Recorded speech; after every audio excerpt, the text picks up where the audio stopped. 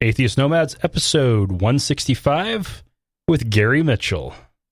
The podcast you're about to listen to includes cursing and talking about hoo-haws. Please be advised.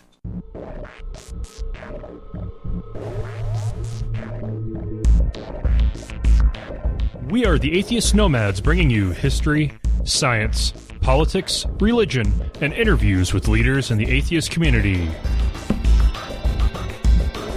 Not all those who wander are lost.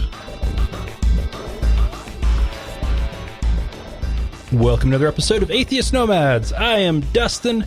Wesley is stuck in traffic, and Lauren is presenting at the Native Plant Society. So it's just me and our guest who is joining us in studio since he had to walk all the way around the corner to get here. Gary Mitchell. Hey, everyone. Gary is the president of Idaho Atheists. He's a native Idahoan growing up in the northern part of the state, not too terribly far from where all the crazies are that we talk about periodically. And he's just an all-around good guy. Oh, Gary, thanks. Welcome to Atheist Nomads. Thank you, sir. And so, Gary, let's start off with your background. In IA, mostly? Yeah, growing up. What was it all like? Really boring. Small towns are pretty terrible, I think. They all seem quaint on the outside. And they're terrible on the inside, I think. I just never really quite fit into small town life, though. I was raised it was a town of 300 people, which is not enough for anything good or bad. The area was, it's financially depressed, north central Idaho, logging, when I was a kid, logging had just started dying. So it was all farm ground, it turned from kind of a more of a logging oriented industry area to just farming communities. And the farming communities that small, they don't really have enough, income either. So yeah, the whole area was pretty, independent, but depressed, I'd say. It was, Yeah. and beautiful, like gorgeous country, and the people are nice and friendly for the most part. All right. And did you grow up religious? I did not. I always claimed that my family was God-fearing. We didn't go to church. Some of that was socioeconomic, though. The people who did go to church were kind of the ones who like had enough money to like maybe go on a vacation once in a while. But my family never fit in that mold. So being so poor, they shunned themselves to never join any of the churches or most of the other just people in town in general. We went to church for weddings and funerals. That was pretty much it. Except for that one summer when I was talked into going to a youth group camp thing just because they had free candy and balloons. Mm-hmm. That lasted for like a day, then it felt really creepy to me, so I stopped. But I think I was very nice. 8 or so during that, which probably my prime. This is kind of an odd thing, you guys, territory. Yeah. Okay, so basically religion free. So at what point did you figure out you were an atheist? The term didn't show up until sometime in my late 20s, I think. It didn't enter my lexicon. I always consider myself irreligious, but to truly call myself an atheist, I was probably 27, 28. I'm gonna guess. It was wow. Late, yeah. That's really wasn't that long ago. Truly, it was only like a decade or so. Okay, but was there really much of a change in belief? No, none at all, really. I just had a label for it finally. And then I found there was groups locally. I'm like, that's awesome. I feel like everyone around me was religious at the time, and I still kind of feel like that sometimes, but not very often these days. But yeah, the term met all of my belief systems pretty completely. So I was really happy to come upon. Actually, I think it was Reddit that introduced me to the atheist label and the idea of looking for others. So I could probably thank Reddit direct, maybe Dig. Okay. I was on Dig before Reddit, but I think I would one of those social news sites. And so Okay, if it was after you got onto Reddit, then it wasn't very long before you met up with Idaho Atheists. No, it was pretty, because I started seeking out people right about then. And yeah, so it was probably, 6-7 years ago, because Reddit's not very old. And Dig's only a few years older, so. And I remember you showing up, it was one of the hockey games where we had the booth. And I think that was that was the first time I met you. I think you're right. Yeah, there's a couple of people there that I'd met before, but mostly I had gone to, I think what has kind of morphed into ISOR today, locally, the Idaho Society of Reason. I don't know if they had the label for the group at the time. It was just let's see. At that point, it would have been the Boise Non-Theist Meetup. Oh yeah, that's what it is. I still got that in my calendar showing up because I put it on repeat. Lou Payne and Art and David. And I've met a few other people that are still in IA today, but William was there, or Bill. That was my introduction. And they were all pretty fiery, I think, at the time. Oh, yeah. Yep.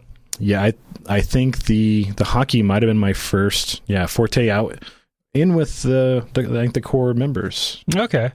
So that would have been after Art and David left West Valley Freethinkers. Yes. Which I was active in at the time. And right. Yeah.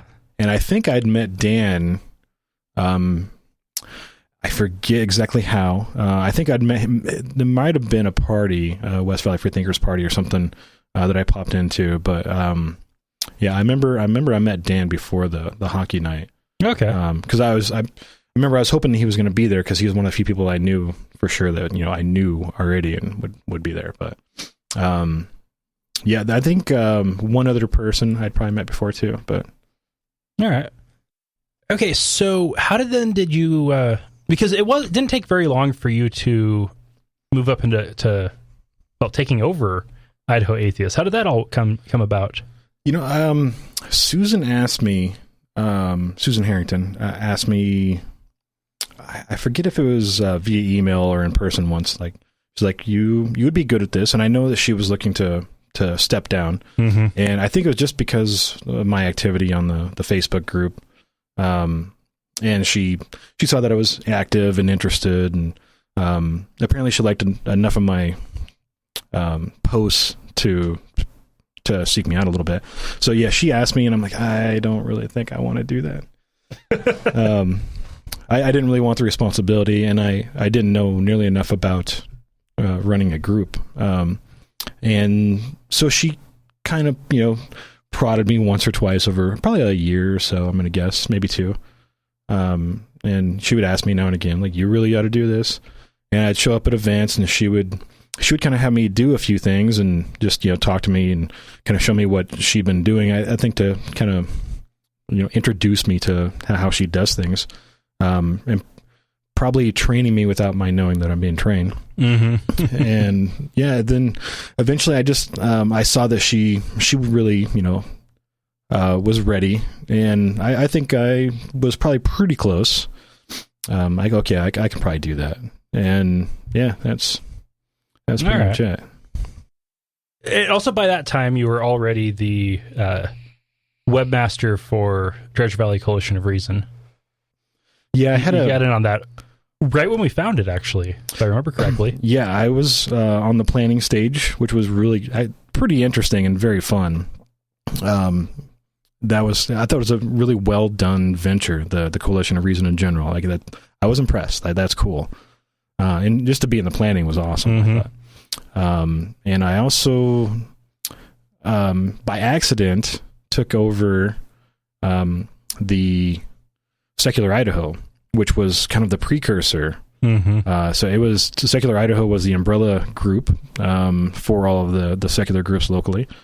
And I saw that I was just looking around, and I saw the domain had expired, and so I bought it, fearing that somebody would snatch it up, for nefarious purposes or something. I was still pretty naive at the time, so I would just bought it, and I went to a meeting. It might have been one of Lou's meetings actually. and Susan showed up by happenstance, and they were talking that somebody bought it, because at the time I was using a pseudonym for my I think domain.com. Right. And so it was not me. It was Samwise Gamgee, I think, actually, that purchased it. And so they said that somebody bought it. I'm like, oh, yeah, that was me. Like, I was been waiting to give it to you guys. I actually forgot about it by that point. Like, yeah, here, like, take it. And so she kind of put me in charge of managing that for a time. And I think I started redoing the site a little bit, too. We started importing some of the old the secular newsletters, and the ones that are in PDF form. I think I got a kind of repository set up for them, which was nice. But about that time, that's when the coalition came along. Like, okay, this is way better anyway. Yeah, and for a little bit of backstory there, since I was in on, as co-organizer on West Valley, I got a lot of backstory from Dan. And what ended up happening was there was a huge disagreement between the leaders of one group and all of the other groups. And then these were all members of Secular Idaho. And it eventually reached the point where all of the other groups didn't want to have anything to do with this one person. So Coalition of Reason was starting up. They had money for billboards. So Secular Idaho died, and the Treasure Valley Coalition of Reason was born. And then after Lou left, his group, which had renamed itself the same weekend that we established the Treasure Valley Coalition of Reason, renamed themselves the Idaho Society of Reason. They joined up. They did, and they were a bit more moderate when they joined back up, fortunately, because they were getting kind of extremist in some of their extreme opinions is okay, but some of the things they wanted to do with those opinions was not really all that great. Picketing a passion play on Easter weekend in front of a church. Yeah, I think they just wanted news appearance, no matter what it cost. If having everyone hate you is your goal, then that's a pretty good way to do it, I think. Yeah, and now, to be fair, they were getting attention, and the approach TV Corps has taken, the softer, more diplomatic approach, has gotten us to the point where the most recent time in the parade, 4th of July parade, we got nothing but cheers. Yeah, I think, we've reached that status. And I've even noticed it with Idaho Atheists, the outside pressure has decreased. And I think everyone being together, and I think we've been out there enough, visibly long enough, that people don't really feel quite as alone and threatened, which also kind of reduces activism to a degree. They don't feel like they have the need to fight quite as much, that's a good and bad thing, right? But yeah, the Pride Parade went like that. We got nothing but cheers. That was wonderful. The last 3 public parades that I think I've been in was really positive, and very, very little negativity, where the very first one was mostly negativity. It was lots of boos, and once in a while you'd have a brave person stand up and clap, but it was kind of rare for somebody to do that. Yeah, and we even had so this would have been last year, and I did put it up on the podcast feed, also on the YouTube channel with actual video, for National Day of Reason, coinciding with the National Day of Prayer. Gary got us the front steps of the Idaho State Capitol.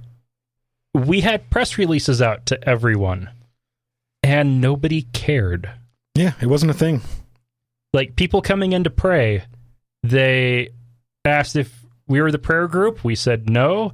They said, do you know where they are? We said they're inside, and they just walked up the steps and went inside. Yeah, there wasn't any reporters, or weren't any reporters there for the National Day of Prayer, as far as I could tell, either. There happened to be some around, but I don't think they were there for that. I didn't see any news about the National Day of Prayer, except for some very basic briefs, like, here's the national news of the National Day of Prayer, and Idaho also joined in, as we do. But outside of that, it was not a thing, and I'm sure they probably begged for press attention too. I think that divide might be a little less interesting in news these days. Well, we've been out in the community enough that we're not edgy anymore. Yeah, we're no longer the underdogs. We're boring. Yeah, which again has its pluses and minuses, but I'll take it for the time being. Well, yeah, if the response you get when the atheists show up is, that's a lot better than, you're gonna burn in hell. Yeah, the people who would walk by our booth at Hyde Park and with their kids, and they would just shuffle their kids away from the booth, like making a bubble of protection so their kids didn't get too close to our ideas, I guess. Stuff like that has kind of gone away. Like people just walk up and like, hey, what you guys doing? We don't see that weird oddness, fear that we used to have, I think. Yeah, this past weekend was Hyde Park, and I've spent probably 5 or 6 hours there on Saturday, from about 4:30 to almost closing. Oh, that's about 4:30 to 9. Prime time right there. Okay, close to 5 hours. So it was really prime time, and what the response we got was people who were happy to see us, people who were looking for us, people who were curious, and 2 Trump supporters who were afraid of Muslims, and we are going to be talking about that in more detail next week. Fun. So, yeah. Yeah, we the last year we were next to the Legalize Idaho booth, and they did not have nearly as much. I thought it'd be a good position, a hot button topic, especially in Idaho. I didn't think that they got nearly as much attention as I expected. And something like the Trump supporters coming by, I don't think like a political rally booth would also really be all that popular either. Yeah. Well, and Humanist of Idaho this year was 2 booths down from Planned Parenthood. Nice. So good spot to be. But still, nobody cared, and even the Trump supporters, they started up with, what do you think of Sharia law? They were thinking we would agree with them. Right. And they only wanted to push the one issue. It was only about Muslims. It was the only thing they wanted to talk to us about. They'd be fine with Christian laws, I assume. Just not Sharia law. Well, it was fun was getting them to both admit that they definitely support a firm wall of separation between church and state, because that's the only way to make sure that that's nice. Muslims can't take over America. Just for Muslims. Okay. And if that means that Christians can't either, that's worth it. Well, I guess they're kind of getting an idea of secularism in general, just maybe for the wrong reason. Oh, they're getting it from blatant, pointless, irrational paranoia. Yeah. Which, broken clock can be wrong twice a day. I think they might fall in that. Yeah. All right. Well, we're going to take our first break, and we'll be back. Atheist Nomads is proudly brought to you by Archway Hosting. Check out their low-price, full-featured hosting solutions at archwayhosting.com. That's ARCHWAY hosting.com. Hey, we're also brought to you by listeners just like you. Find out how you can become a patron at patreon.com/atheist nomads. That's patreon.com/atheist nomads. Okay, so Idaho Atheists. Let's talk a bit more about that. What is the group?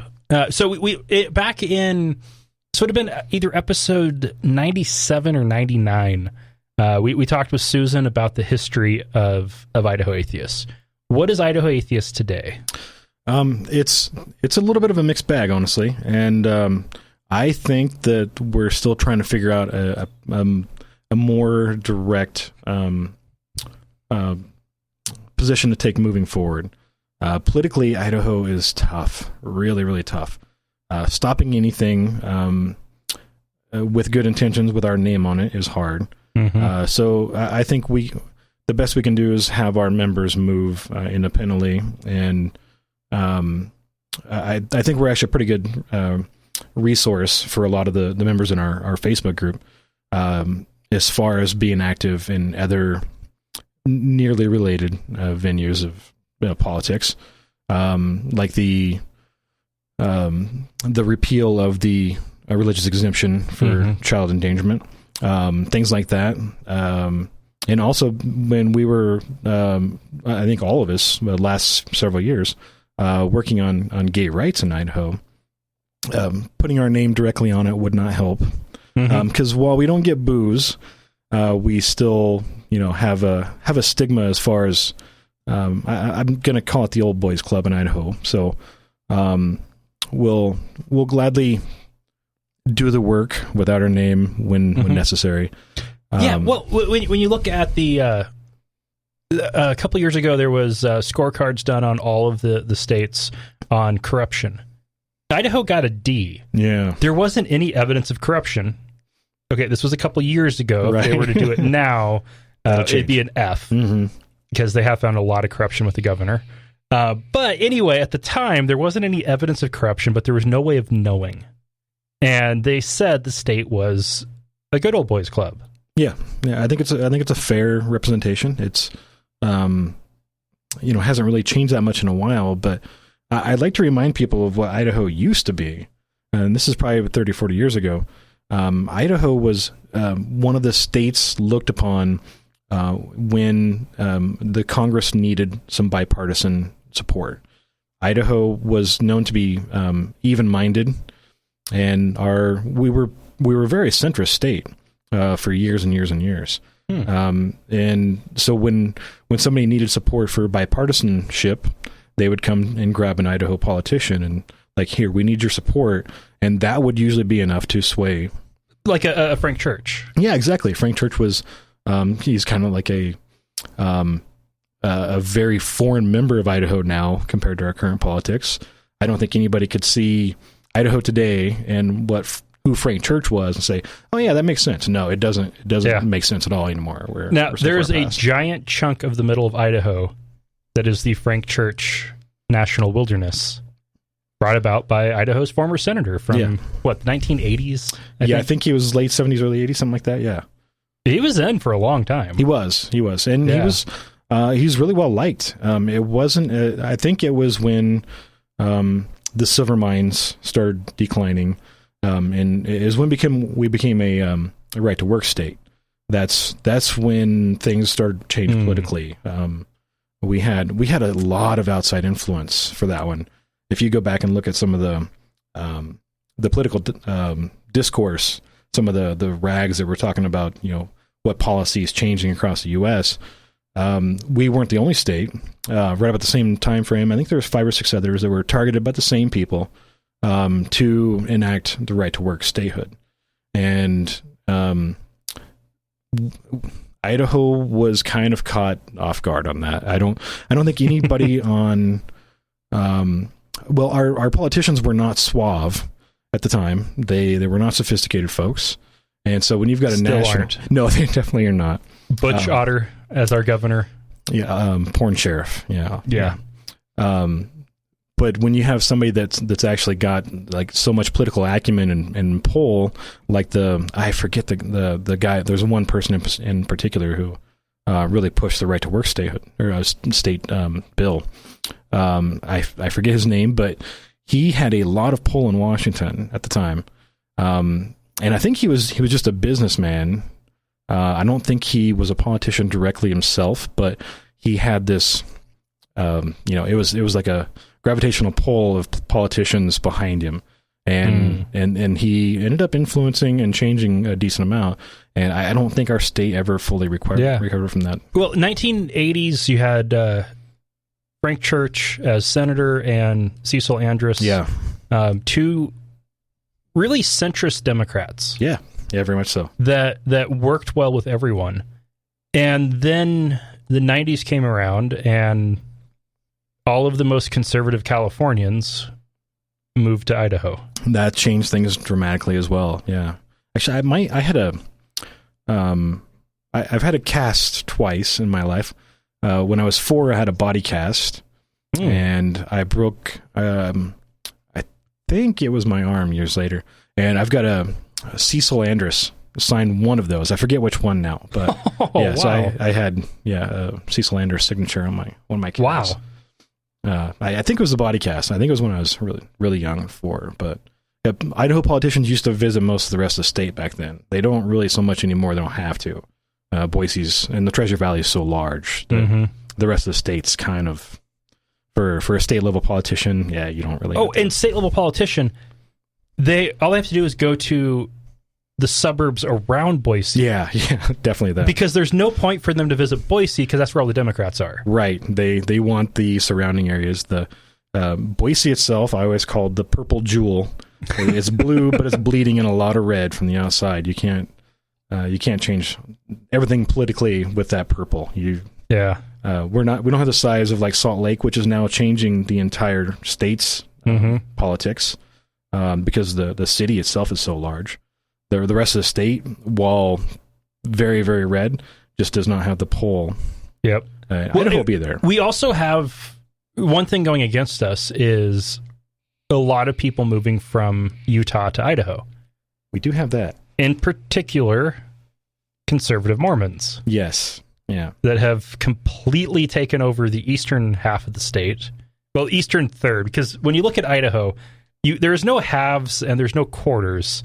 There's eastern, southwestern, and northern. Pretty much, yeah. It seems weird. And also central, if you want to divide it up into 4. But there's nobody in central Idaho. It's tiny. Yeah, it's a mix between, desert lands and really two hilly areas to live. So fucking giant mountains with tiny little farming and logging communities and Indian reservations in the valleys. That's pretty much it. That's central Idaho. Yeah. And the communities are, I think geographically challenged. They'll never be able to grow. They are just what they are now. Well, there's no infrastructure. Isn't really good highways to get to them. They're not going to grow. They're dying. No, I remember my hometown of, like I say, 300 people. 3 miles away, there was another small town of another, I think, 400 or 500. And those communities used to be the hub for that area. So, to get to Moscow, you left from Lewiston up to our area, and we were like a spoke. We branched off in all these other areas. The old road to get to Moscow it's covered by shrubs and mostly blackberry bushes, but I've taken my little samurai up there before.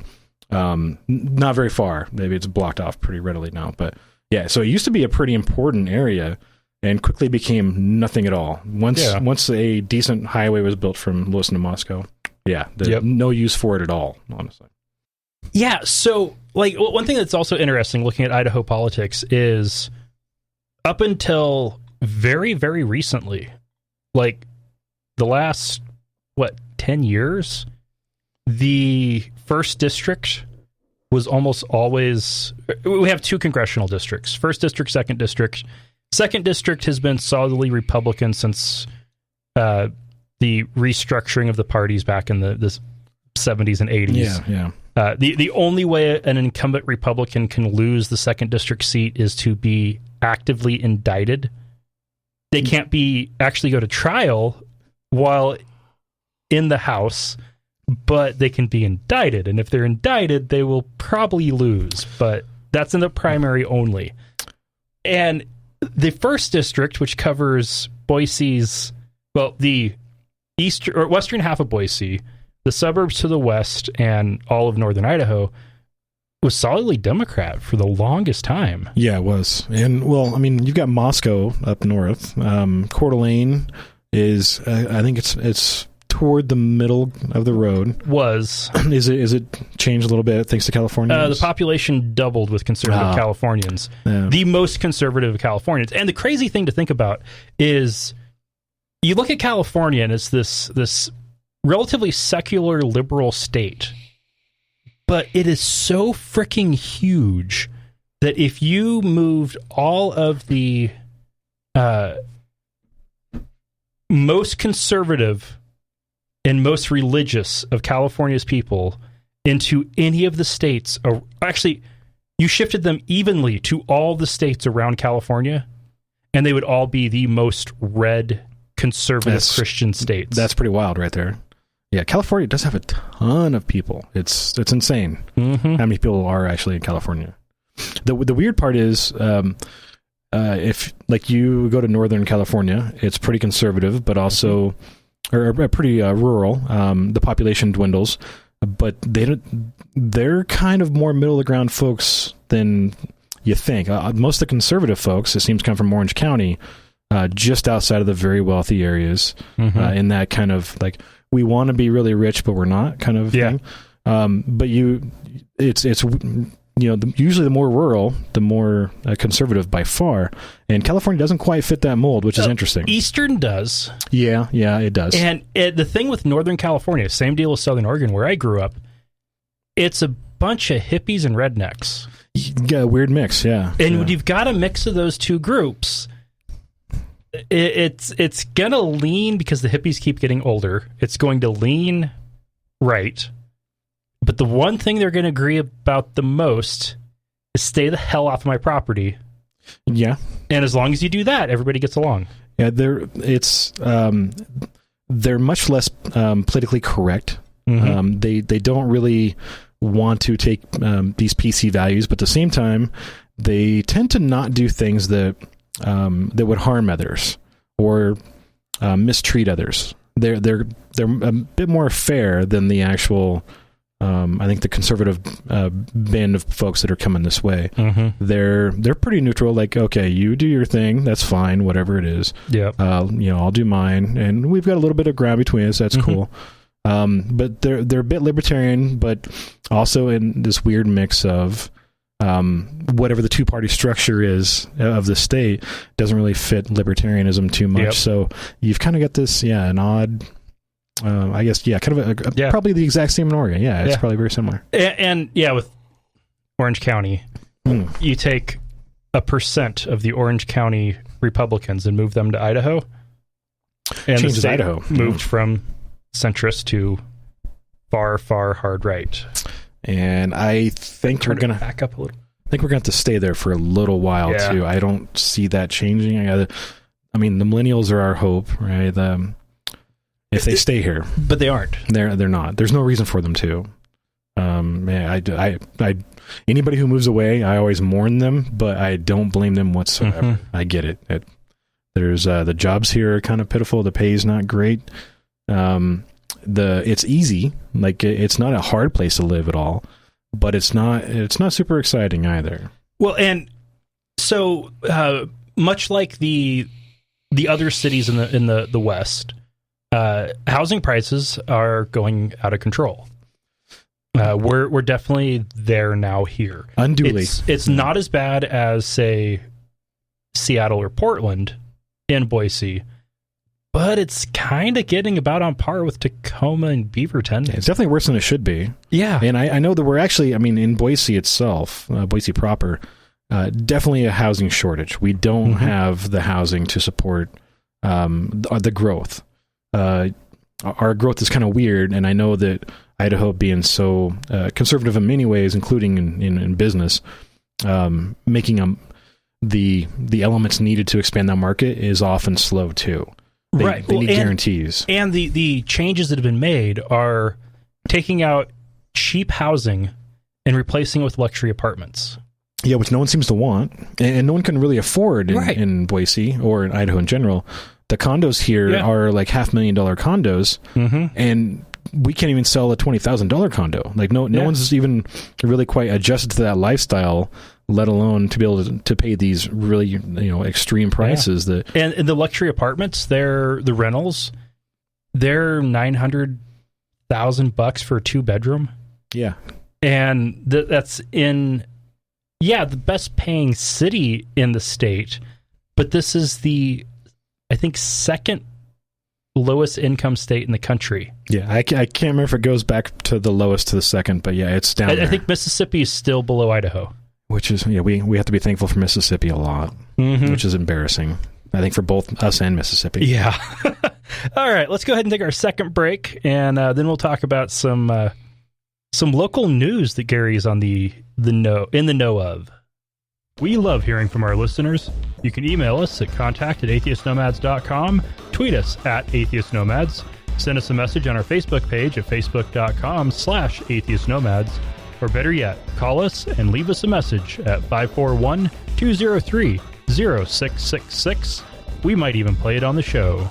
You can also help us out by leaving us a review on iTunes, Stitcher, or your podcast directory of choice.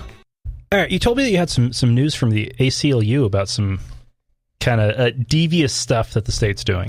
Yeah, a friend of mine, she's a burlesque performer, extremely talented one at that, and thanks to the ACLU, they've got a lawsuit on her behalf against the state.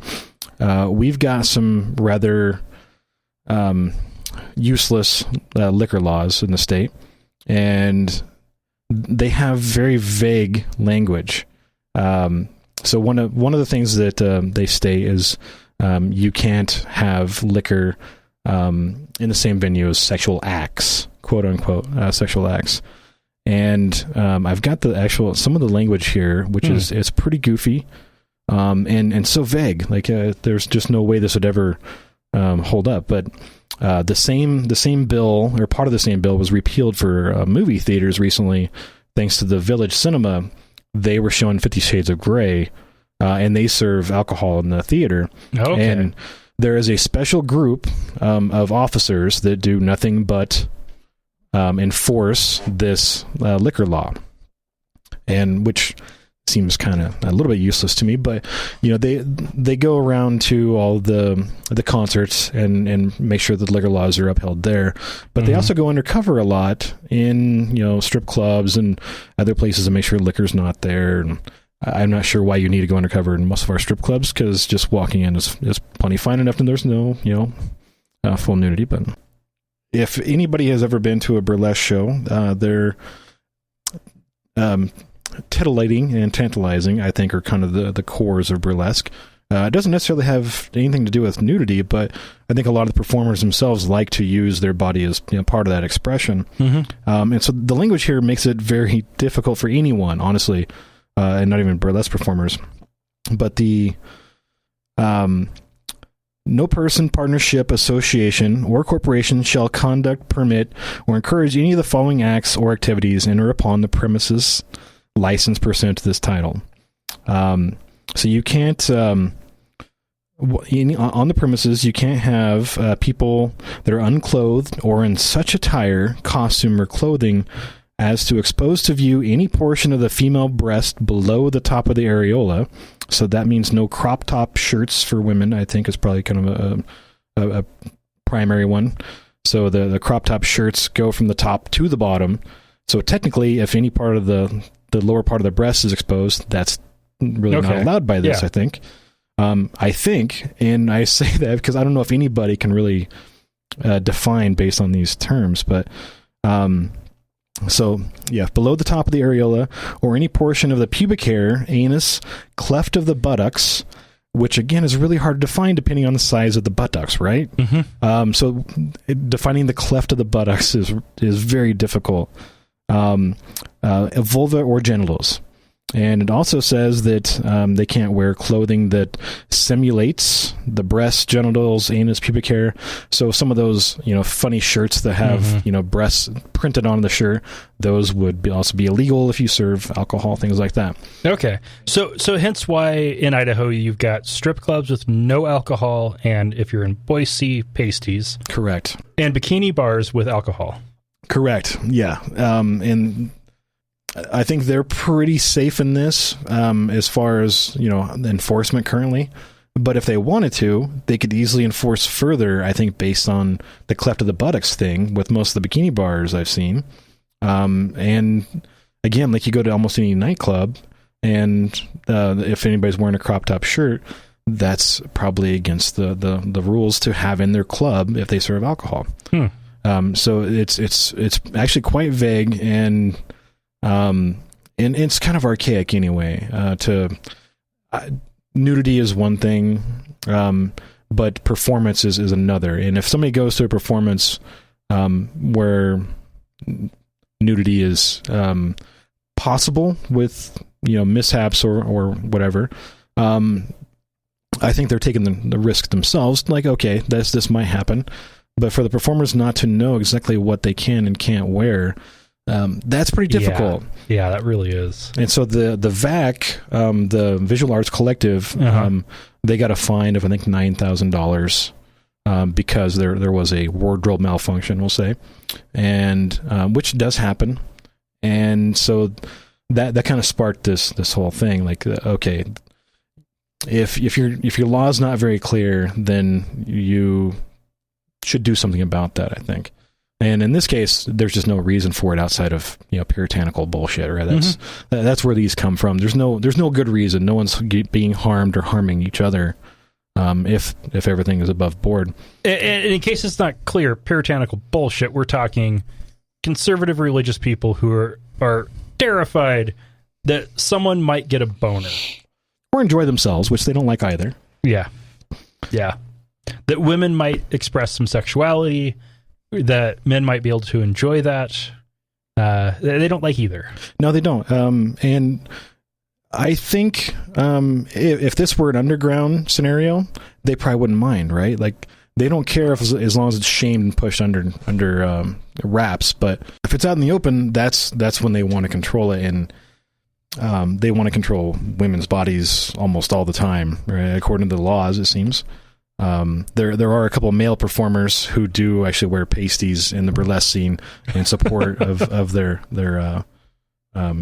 female counterparts, which is really nice, I think, and it kind of adds like a visual comedy sometimes too. But now, technically, under that rule, if anything on the breast below the top of the areola, then, because I've been to one burlesque show in town, and it was at the Visual Arts Collective, and there was alcohol, and there were women in pasties. That would seem to be in violation of that. As far as I read it, it could technically be, yeah. But also, I worry about many things, like, what if the Idaho Shakespeare Fest, which has plenty of cause for plays that are slightly risque, what if they had an issue, or so there are probably just several costumes that I cannot even think of that could have broken this law as well. And they don't serve liquor, but liquor is allowed in the premises, which I think would still cause a fine. Potentially, yeah. There's not a liquor license, but I think that they could probably be fined for that because it's their premises. Which, now, if they were fined for that, they would probably have good case to sue. Yes, agreed. Saying that this is not a sufficiently clear law.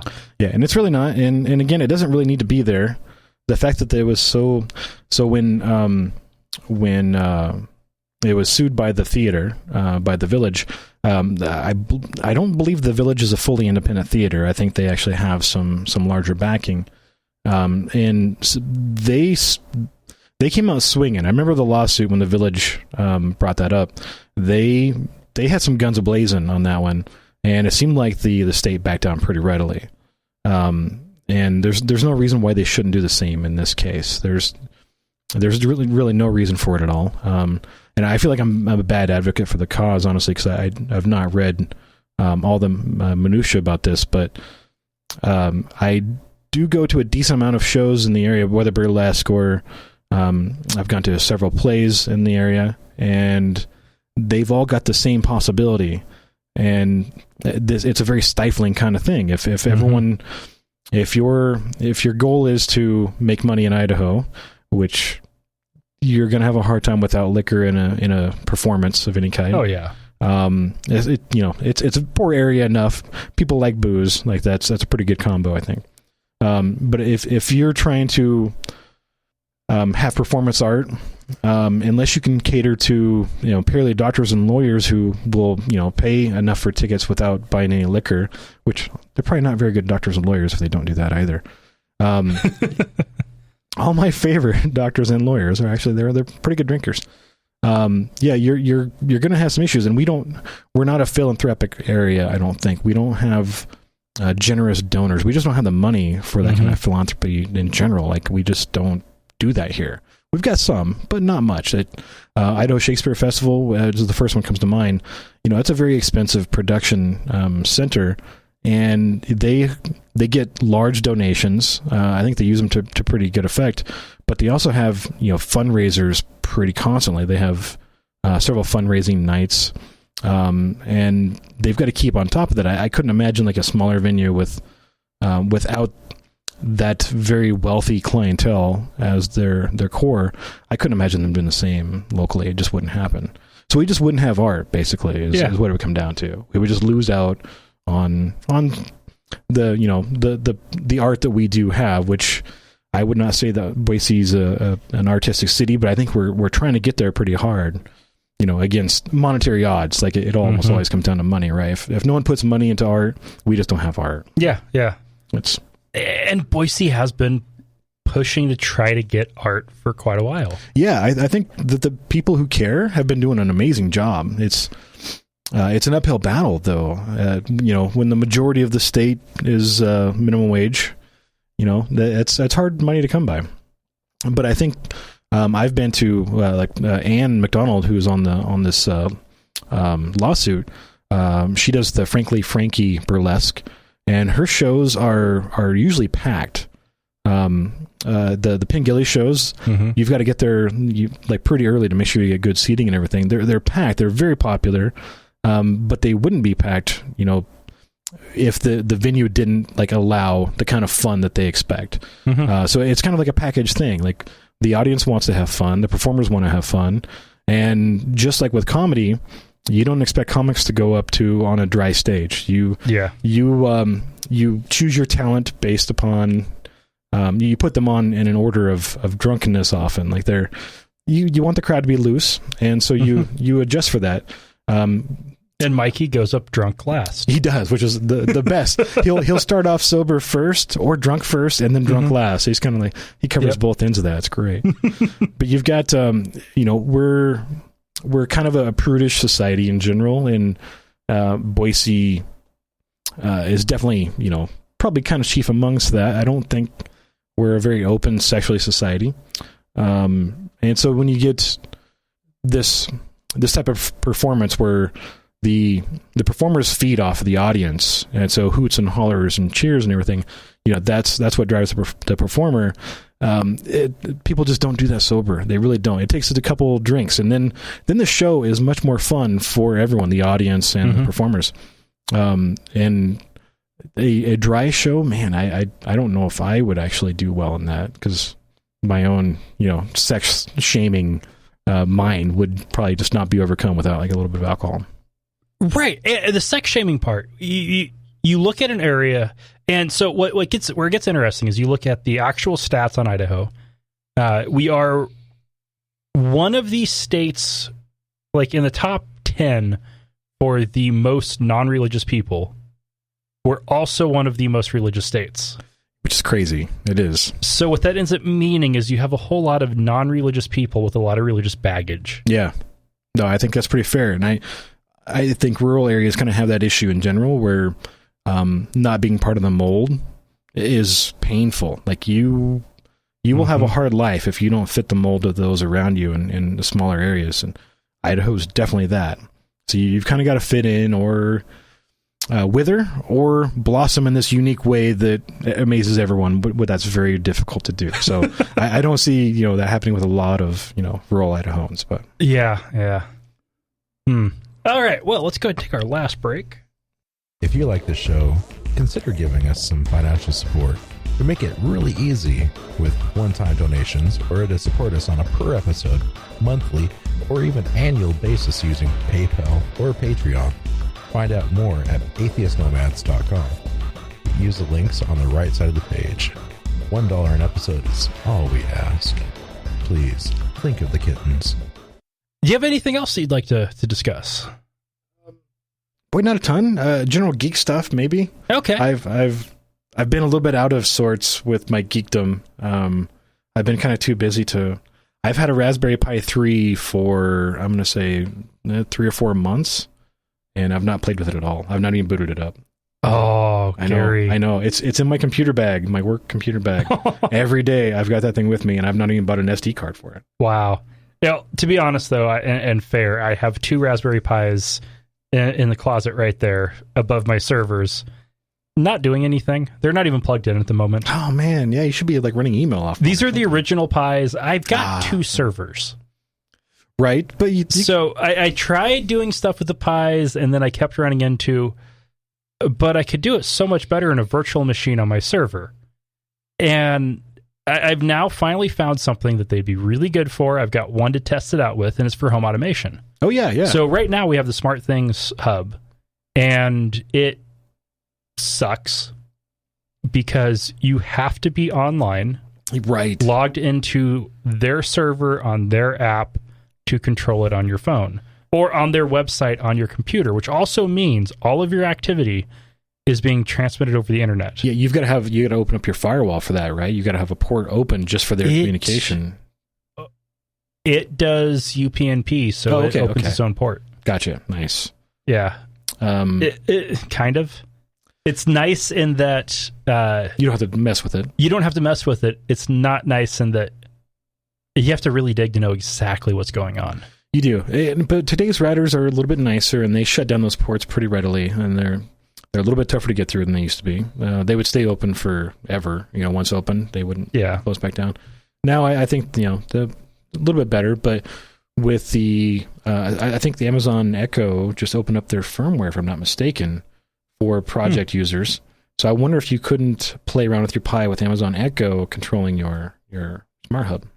You could, but so here's what so Smart Things has also it's open source. They open sourced it right before they got bought by Samsung. But this is also a first generation unit. It's one we got from somebody who'd backed the Kickstarter. Oh, okay. And so it's incredibly limited. So I bought a Z-Wave dongle, and it's going to be on one of the Raspberry Pis that will be out in the living room.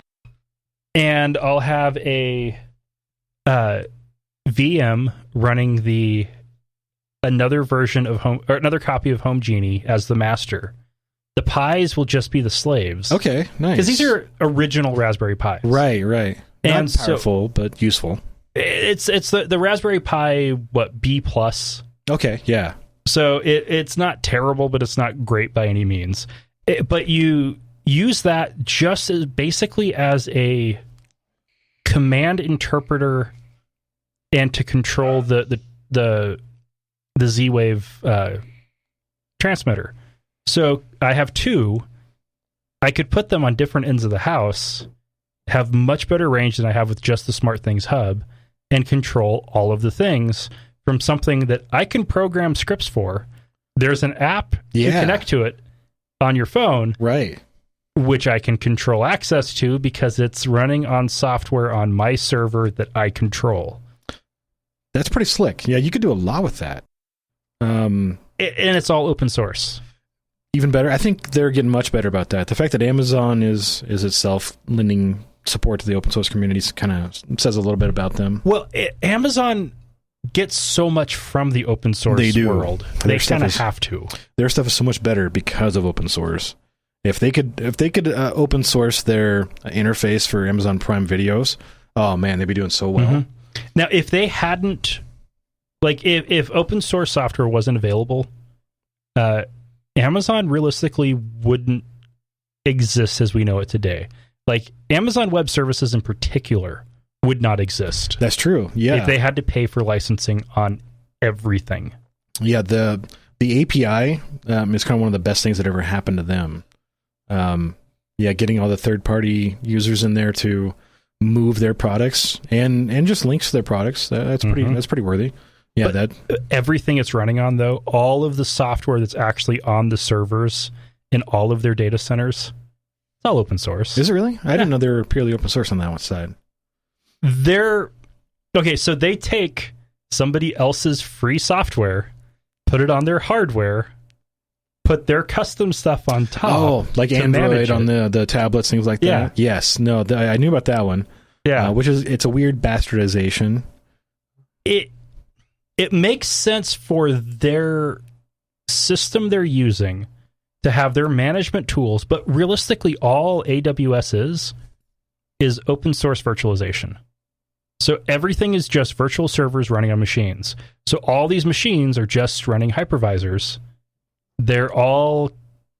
It's all open source there. Okay, nice. And they just have the APIs to control all of it. I see.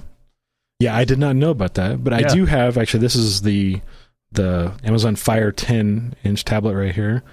It is one of the slowest things I've ever used in my life. and I buy like budget phones, like $20 cell phones, and they perform so much better than that thing does. It's so sad.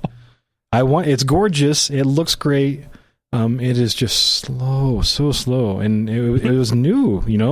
I got it as a holiday gift from work, and it was really nice. It was kind of like an addition to our bonus. Mm-hmm. And I started using it. I'm like, oh man, this thing's slow. I don't want to look at gift horse in the mouth, but man, this thing is slow. Like I didn't really even have a tablet to use. I'm like, okay, cool, a tablet. Wow, a slow tablet. This is kind of a damn. Oh man! So what's funny with that is, so I've got two servers in the closet. One's my file and media server, and that's about all it does. Does just fine on a Sandy Bridge Celeron. Oh, nice. 40-watt processor. Yeah, crazy right there. So I bought that. I picked out that processor specifically because it only used 40 watts. For the power usage? That's wonderful. Yep. And so it runs great for that. It also works decently running VMs, but I have the oldest computer in the house, the one I built right after I moved to Boise in 2010. Dual-core AMD Athlon 2. Oh, man. Yeah, that's Athlon 64 too. Okay. And nerds. It can only handle maybe 3 virtual machines at a time. Talking about nerd stuff. Yep. Lauren's back. Yay. Nerd stuff. And Wesley has not tried to join. Oh, okay. Bummer. Oh, yeah. I haven't talked to Wes in a while, probably since his last birthday, I think. Okay. I message him every birthday. Oh, nice. Our Facebook messages are very predictable. Like, oh, hey, happy birthday. Yeah, happy birthday. And it just goes in a cycle. Okay, like so you wish him a happy birthday, and then a month later, and a few days later, he wishes you a happy birthday. Basically, yeah, exactly the same. Yeah. Nice. We've got this, that kind of cycle. All right. I think everyone on Facebook has someone that they do the same thing with. I don't message people on their birthdays. I just post on their walls. And see, I do the inverse. I don't do wall posts. I just message them in the hopes that I can take them out for a drink or something often. Oh, okay. But I know that around their birthdays, they're often very busy. Mm-hmm. They've got tons of things going on for their parties and stuff. So I need to find maybe a week out. I need to set a reminder. Okay, a week before, let me take you out for a birthday beer before your life gets crazy for your birthday, and it should even out. But I always message everyone. I don't ever do wall posts, which means that if their birthday comes around and I don't have a chance to message them at a decent time of day, because sometimes 10, 11 o'clock before I get to that stuff, I'm sorry, I kind of missed your birthday. Then it's a dumb system, I know, but I'm still working on it. I'm working on the rough edges, but that's what I do. I don't do wall posts. All right. Just again in the hopes of buying somebody a beer. Yeah, that's fair. Definitely fair. Well, what do you have to plug? Let's see, Idaho Atheists would be a good plug. You can find us on Facebook. We've got a public page, which I believe is Idaho Atheists, facebook.com/Idaho Atheists. I forget which one actually goes to our page, which one goes to our group, but it's Facebook. You'll figure it out. I'll put links to both in the show notes. Oh, thank you. And we also got Meetup. Our website, which is woefully old now, and I apologize. I built a great new site. I've not been confident enough to actually put it out into the world. So still, yeah. You've been working on that, what, 2-3 years now? It's probably at least 2 years, yeah. And I think it looked great when I last worked on it. It's probably behind the times now visually. So yeah, it's gonna be a perpetual project.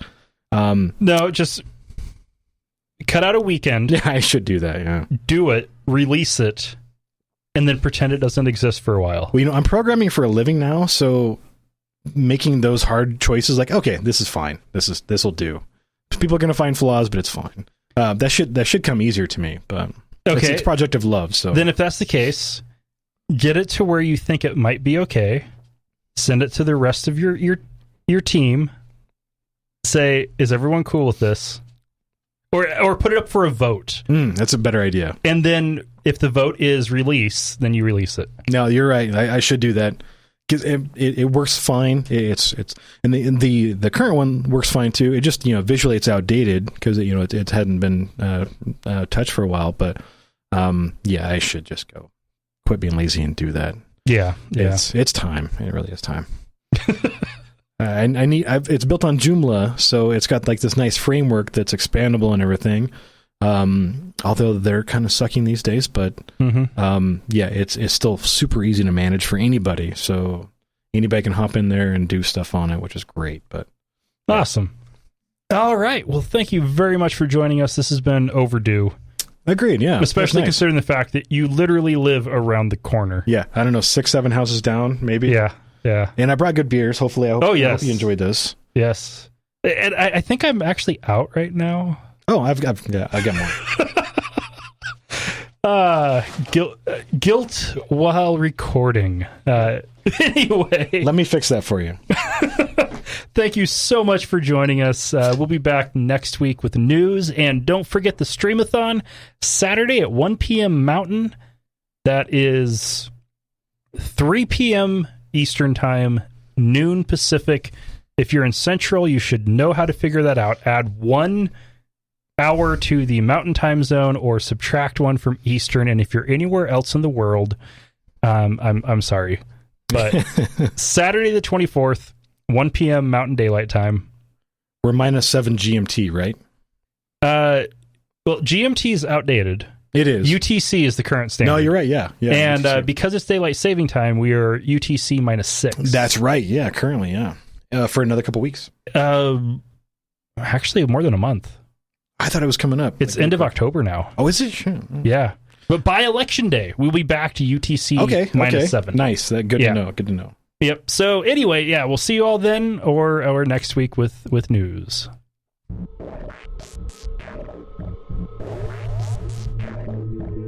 Thank you for listening to another episode of Atheist Nomads. You can find show notes and contact information at atheistnomads.com. Follow us on Twitter at Atheist Nomads and like us on Facebook at facebook.com/atheistnomads. Please subscribe to the show in iTunes, Stitcher, or your podcatcher of choice. And while you're there, feel free to leave us a review. Theme music is courtesy of Sturdy Fred. Until next time, this has been the Atheist Nomads.